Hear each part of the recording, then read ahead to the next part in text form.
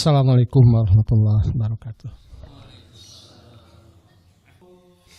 Segala puji bagi Allah, salam semoga tetap Allah melimpahkan panjungan kita semeta pada baginda Rasulullah SAW, keluarganya, pada para sahabatnya dan semua sampai pada kita semua, amin ya rabbal alamin.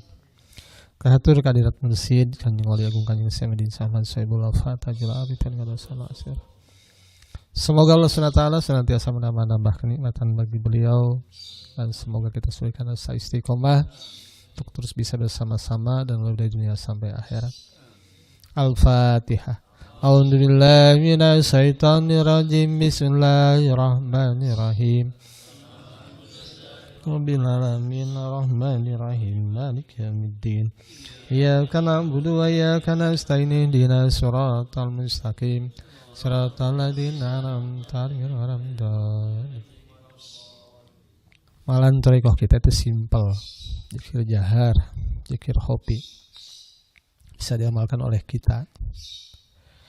Dan bisa ditalkinkan kepada yang sudah meninggal ataupun kepada yang belum lahir ke dunia.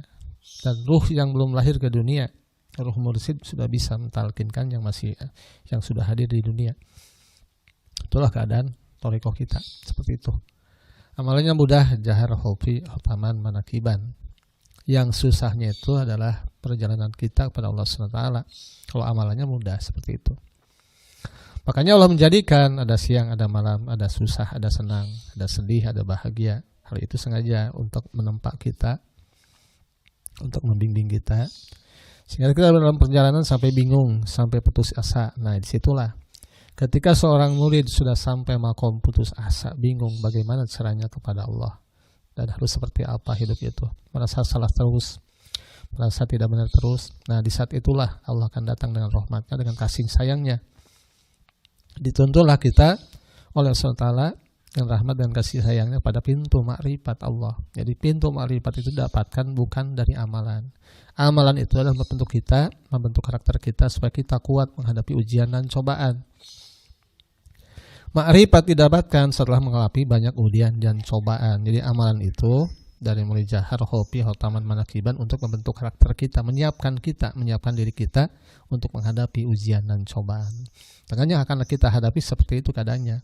Susah, senang, sampai akhirnya putus asa. Bagaimana kita jalan kepada Allah sampai akhirnya Allah dengan rahmat kasih sayang membimbing kita, membukakan pintu makrifat kepada kita, memahami bagaimana kita harus hidup, seperti apa kita hidup, dan fungsi kita sebagai apa di dunia.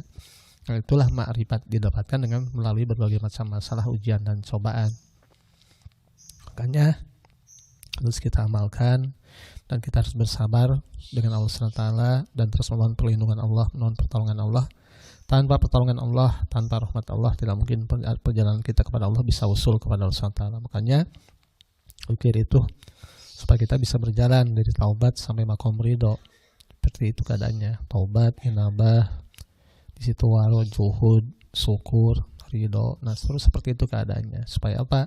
Itulah pertempaan dari Allah SWT yang disebut dengan taholi, tahali, tajali, adalah dalam melewati tahapan ujian dan cobaan. Jadi kalau bahasanya mudah, taholi, tahali, tajali. Padahal untuk mencapai itu harus melewati berbagai macam ujian dan cobaan.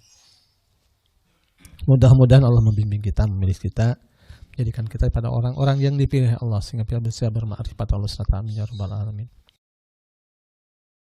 Assalamualaikum warahmatullahi wabarakatuh.